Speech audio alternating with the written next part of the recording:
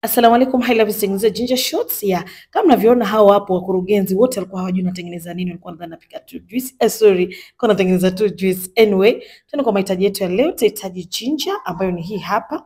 Unaiweka kiasi ama kiwango utakachopenda ukali wako. Utahitaji machungwa yani mazuri sana ni kama hayo yangu. Sawa, utayabambua lakini kama unapenda maganda basi utaika na maganda yake. Sawa, utakata kama nilivyokatamia, alafu mashallah nimepata machungwa mazuri. Hiyo fruit rack yetu tumeitoa kwa Bimax Homes, anaipatikana Nairobi, anatuma mzigo popote ulipo. Yes, Bimax mcheki, utampata. Yani all 24/7.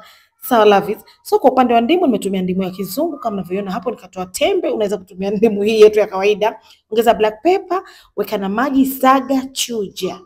Hapa sasa utahitaji hizi ginger shots bottle. Yani hivi 2 bottles tudogo na hizi unazitoa pia kwa Bimax Homes.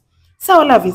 Unachanganya na carrot juice kama nilivyochanganya mimi hapo, unaziweka kwenye vijichupa vyako vidogo vijishununa, then unaweka kwa fridge. Kila siku unakunywa. Hii ni nzuri sana kwa afya, inakufanya uweze kuglow, inakufanya yani unaweza cut yani weight. So mimi nimeanza kutumia hii leo, nataka niangalie in 30 days itafanya mabadiliko gani, and of course mabadiliko lazima. Hapo wakurugenzi wakanywa vikawashinda, kawapa na asali. It was not easy, but Asma the guru, my baby, congratulations honey.